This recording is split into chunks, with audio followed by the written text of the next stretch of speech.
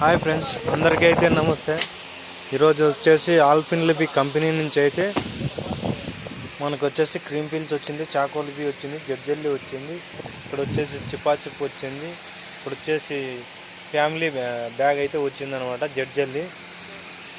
ఇక్కడ చూస్తున్నట్టయితే మన తమ్ముడు అయితే పైన కూర్చున్నాడు. ఇట్లా ఒకటొకటి పైకి అందిస్తే నీట్గా పేర్చుకుంటూ వచ్చేస్తాడు.